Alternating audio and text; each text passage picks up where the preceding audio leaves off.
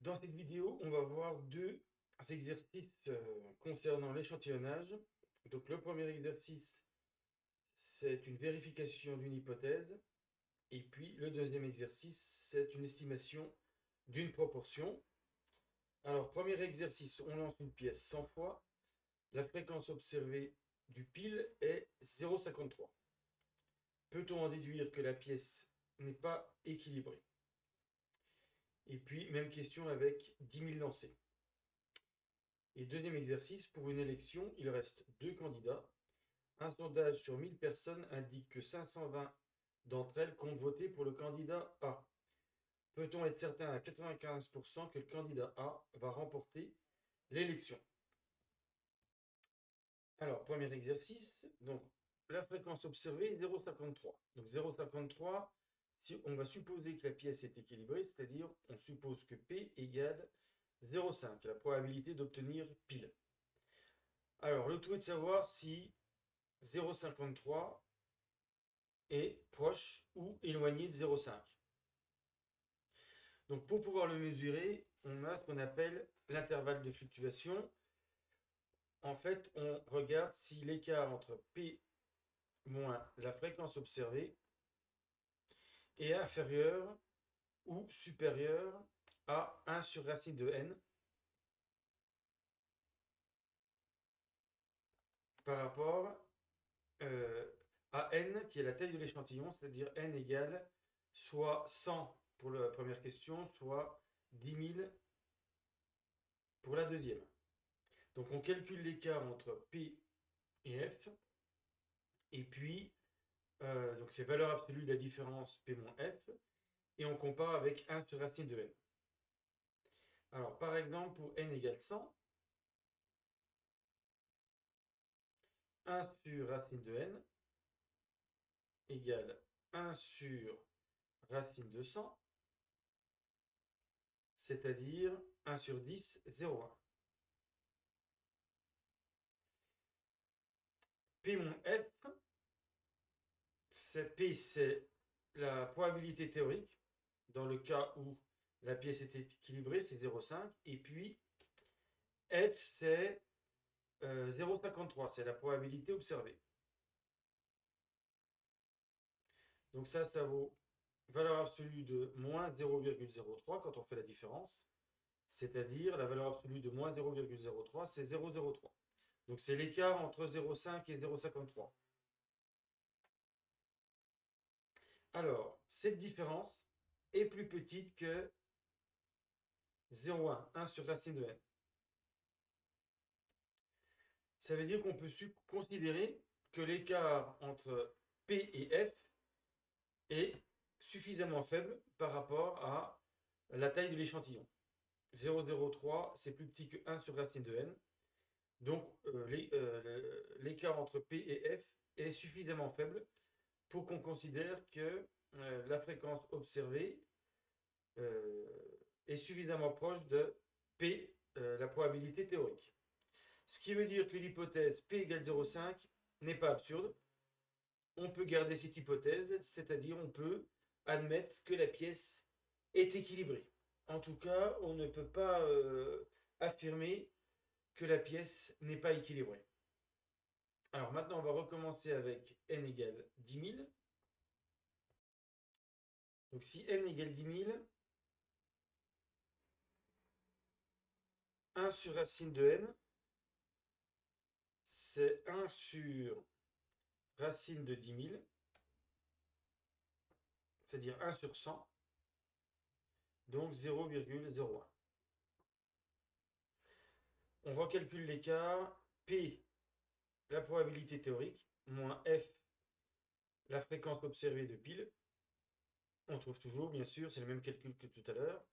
La différence, l'écart entre 0,5 et 0,53, c'est 0,03. Mais cette fois-ci, cet écart est plus grand que 1 sur racine de n, pour n égale 10 000, c'est-à-dire plus grand que 0,01. Et donc, l'écart observé entre P et F est trop grand par rapport à la taille de l'échantillon, ce qui tendrait à prouver que P égale 0,5 n'est pas réaliste. Donc l'hypothèse P égale 0,5 n'est pas valide par rapport à l'expérience. Donc on va admettre que la pièce n'est pas équilibrée, puisque à 95%, on devrait trouver P-F plus petit que 0,03, 0,01 même. Donc P égale 0,5 n'est pas valide. On rejette cette hypothèse. On rejette l'hypothèse P égale 0,5, c'est-à-dire qu'on rejette l'hypothèse P est une pièce équilibrée. Voilà, donc si on a trouvé F égale 0,53 avec 10 000 lancés, parce qu'on a vu qu'avec 100 lancés, ça n'est pas absurde de trouver F égale 0,53. Donc ce qui est important, c'est de mesurer l'écart entre P, la probabilité et la fréquence observée, et puis de comparer avec 1 sur racine de n, où n est la taille de l'échantillon. Alors, dans le deuxième exercice, le but, c'est d'estimer la proportion de votants pour A à partir d'un sondage.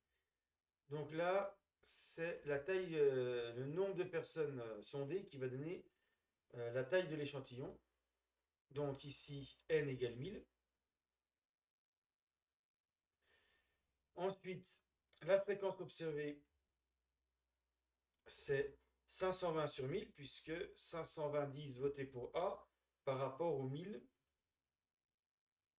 participants. Donc, ça donne une fréquence observée de 0,52. Donc, ça donne une estimation de la proportion P qui va voter pour A lors de l'élection. Alors, en fait, P appartient à l'intervalle F moins 1 sur racine de n, F plus 1 sur racine de n, dans 95% des fréquences observées. Et donc, on va calculer cet intervalle pour f égale 0,52 et n égale 1000. Alors ici, il va falloir arrondir par défaut, donc plus petit, et puis ici, par excès. Donc on fait le calcul, 0,52 moins 1 sur racine de 1000, 0,52 plus 1 sur racine de 1000. On trouve pour la borne inférieure 0,488, 0,552, donc pour la borne supérieure. Donc voilà l'intervalle f moins 1 sur racine de n, f plus 1 sur racine de n, qui donne en fait l'encadrement de la proportion P, c'est-à-dire que à 95%, P, donc il y avait une confiance de 95%, P est dans cet intervalle, c'est-à-dire qu'il est entre 0,488, 48,8% si on veut, et 0,552, 55,2% de votants. Et donc là, c'est insuffisant pour être sûr que le candidat A va gagner, puisque P peut très bien être plus petit que 0,5. Donc là, le 0,52 trouvé avec 1000 personnes sondées est insuffisant pour être sûr que le candidat A va gagner. Pour en être sûr, il aurait fallu trouver 0,52, mais avec sans doute 10 000 personnes sondées. Ou bien, si on voulait garder 1000 personnes sondées, il aurait fallu F largement plus grand que 0,54. Voilà. Au-dessus de 0,135, 0,54, là, on aurait pu conclure que A pouvait être élu. Donc, le 0,52 est trop près du 0,5 vu la taille de l'échantillon.